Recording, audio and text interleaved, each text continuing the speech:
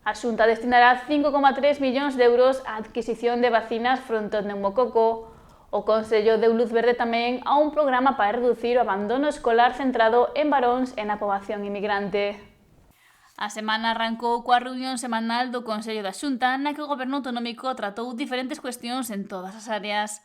Unha das máis destacadas foi a autorización da subministración sucesiva por un importe de 5,3 millóns de euros da vacina fronte ao pneumococo. Seguimos dando pasos para manter ese liderado a nivel mundial en vacinación, especialmente a infantil, para ter o calendario vacinal infantil máis completo do mundo. Nos acordamos investir 5,3 millóns de euros para comprar 110.000 doses da chamada vacina 20 valente para previr enfermedades como o pneumococo e protexer de enfermidades graves como a neumonía, a sepse ou a meningite.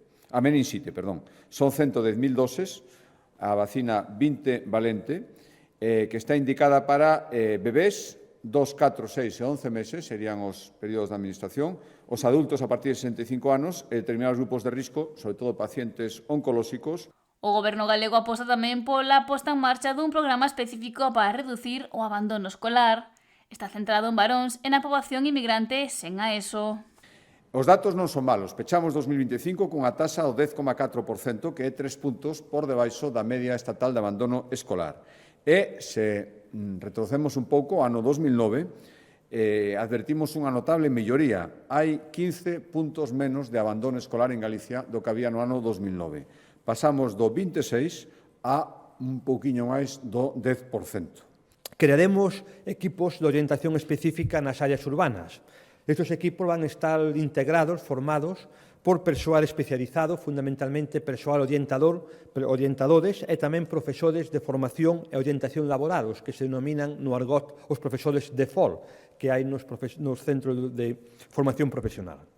Nestes equipos, primeiro se identificarán os posibles beneficiarios. Contactarase con eles, fundamentalmente por vía telefónica ou por outras vías, se lle proporcionará información e asesoramento específico e se fomentará a súa reincorporación ao sistema educativo cas medidas de flexibilización necesarias. Rueda recordou que na campaña da renda deste ano seguen vixentes as medidas de alivio fiscal que permitirán aforrar unha media de 476 euros a cada contribuinte residente en Galicia.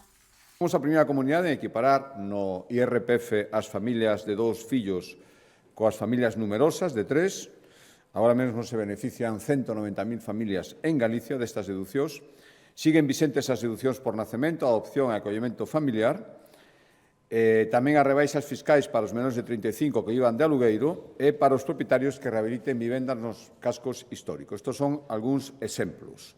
En global, os datos os avaliados no Consello, por este informe que presenta a Consellería de Facenda, revelan que os beneficios fiscais aplicados pola Xunta de Galicia, contados solo dende ano 2022, van permitir a cada contribuinte galego aforrar nesta campaña que empeza unha media de 473 euros por declaración.